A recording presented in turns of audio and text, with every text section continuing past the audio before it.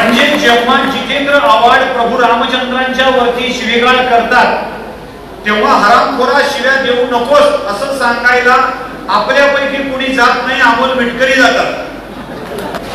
ज्यांनी ब्राह्मणांचा पूजा हा धंदाय सांगितलं होतं, आजकाल ते ब्राह्मणांचं कौतुक करत महंतांना फोन करतायत. बरोबर आहे ना की जरा हा विषय सगळ्यांच्या पर्यंत गेला पाहिजे. मी छगन भुजबळच्या विषयी बोलतोय. तर तुम्ही राजरोसपणे शिव्या घालायच्या. संरक्षण काय नाही हो. जगद्गुरु तुकोबारायांना ब्राह्मण समजून त्यांनी दिलेली शिकवण आम्ही आमच्या हातात घेऊन आहोत. तुका म्हणे ऐशा करा मोजून माराड्या पैसा. चला बोलला ना ठेचलाच पाहिजे. विंचू ठेचला ठेचायचा ठेचायचाच. बस सावरकरांना का शिव्या घालायच्या? तर फक्त ब्राह्मण म्हणून, फक्त ब्राह्मण म्हणून. लोकमान्य टिळकांना भटमान्य का म्हणायचं? तर फक्त ब्राह्मण म्हणून. लोकमान्य टिळकांना त्यांच्या आयुष्यात 3दा तुरुंगवास झालाय, 3दा.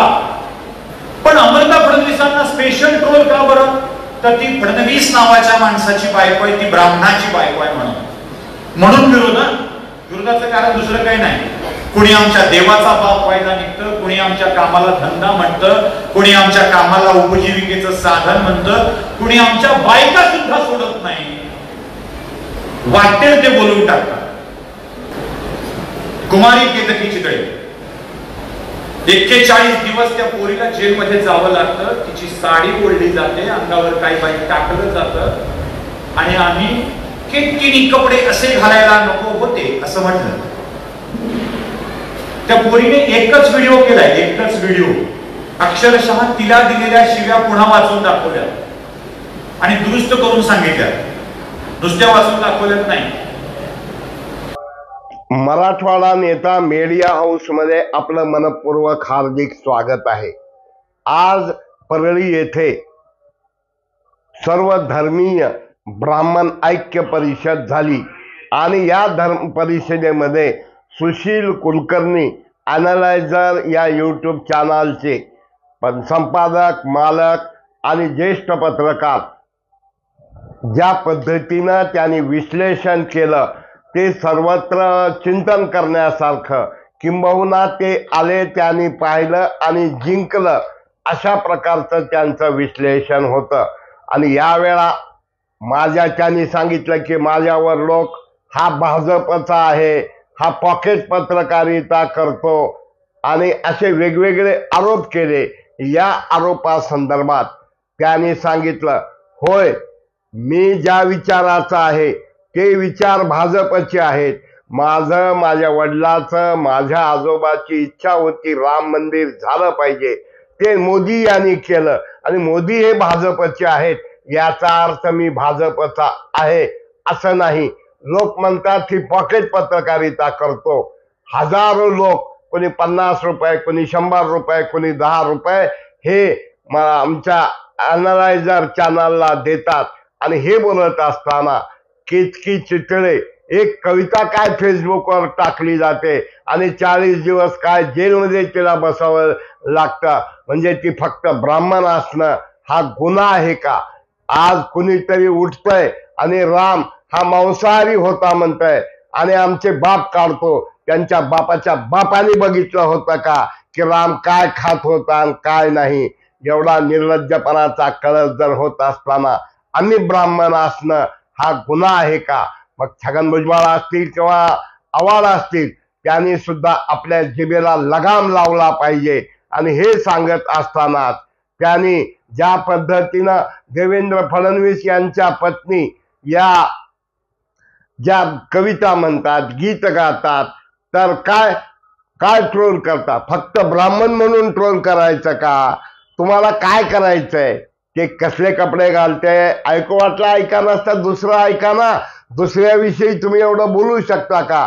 आणि अशा एका पद्धतीनं अत्यंत स्पष्ट, परखड आणि तडाखेबाज मत हे आता उठू सारे रान हे म्हणत असताना रान नाही तर मन उठवायची वेळ आलेली आहे.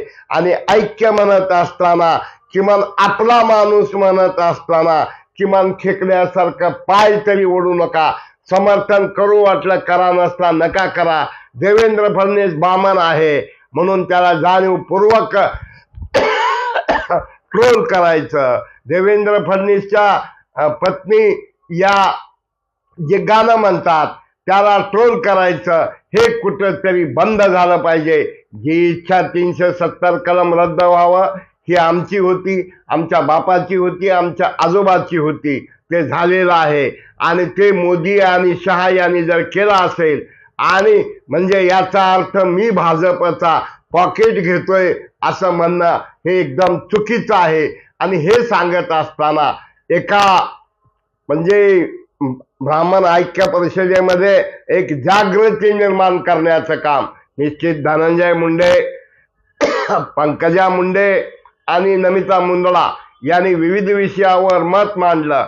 आणि खरोखर करावं तेवढं बाजीराव धर्माधिकारी यांचं कौतुक थोडं आहे, कारण एवढं सुरेख नियोजन, एवढ्या मोठ्या प्रमाणात लोकांची उपस्थिती, आणि या सर्वात म्हणजे मानाचा शिल्पेच म्हणजे अॅनालायझर चे संपादक की आमचे मित्र सुशील कुलकर्णी रेणापूरकर यांनी जे वेगवेगळे उदाहरणं देत वेगवेगळे दाखले देत कशा विचित्र पद्धतीनं ब्राह्मण म्हणून ट्रोल केलं जात आहे. आणि हा ब्राह्मण असणं हा गुन्हा आहे का? जर आम्हाला आरक्षण नको संरक्षण हवं म्हणजे नेमकं तुम्हाला काय म्हणायचंय? स्वतःचं संरक्षण आपल्याला स्वतः करावं लागेल.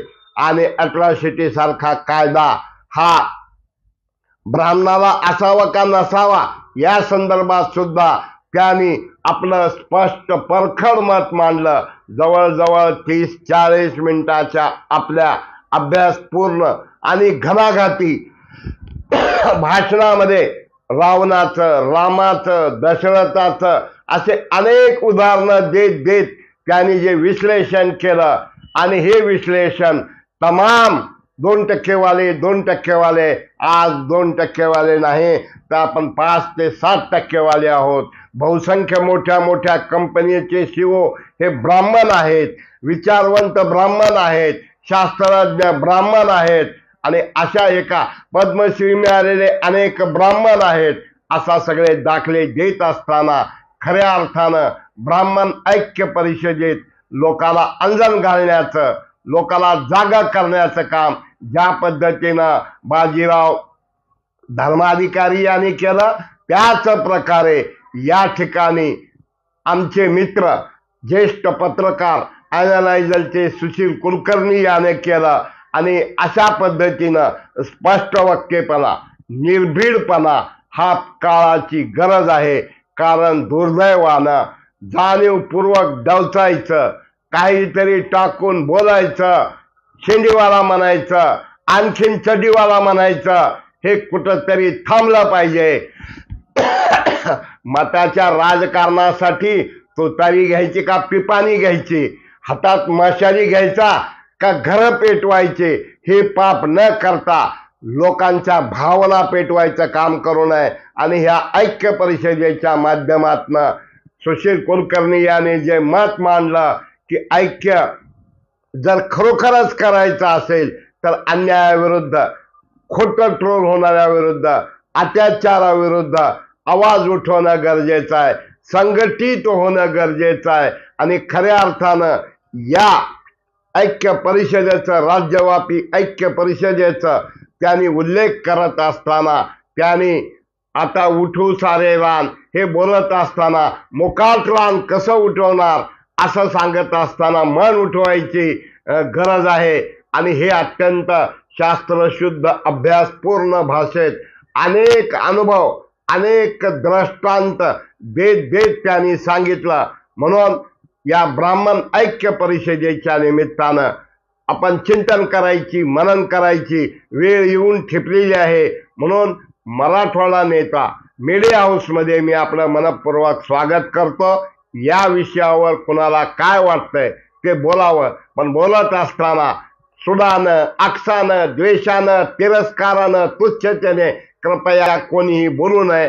नमस्कार.